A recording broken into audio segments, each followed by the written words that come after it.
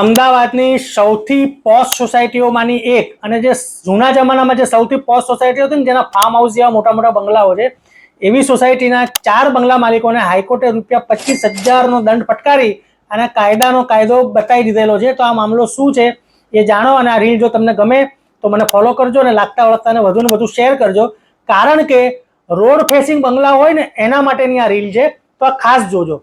તો મિત્રો, મામલો એમ છે કે અમદાવાદમાં સત્યાગ્રહ છાવણી નામની સોસાયટીઓ છે. અમદાવાદના સેટેલાઇટ વિસ્તારમાં આવેલી છે. બહુ જ પોશ સોસાયટી કહેવાય છે. વર્ષો જૂની છે. બહુ જ મોટા મોટા બંગલાઓ છે. બધા ઉદ્યોગપતિઓને બધા ત્યાં રહે છે. આ સોસાયટીમાં રોડ ફેસિંગ પણ ઘણા બધા બંગલાઓ છે. તો કોર્પોરેશને કહેવાય ને કે ટાઉન પ્લાનિંગ સ્કીમ બહાર પાડી હતી, અને એ સ્કીમમાં અમુક બંગલાઓ છે એનો અમુક ભાગ છે એ કપાતમાં જતો હતો.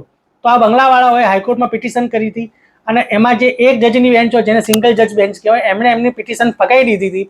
એટલે એમણે 2 જજોની બેન્ચમાં અપીલ કરી, ડિવિઝન બેન્ચમાં અપીલ કરી.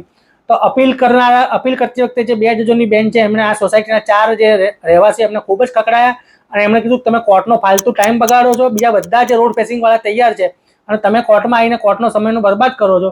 અને એમણે ₹25,000 દંડ ફટકાર્યો હતો.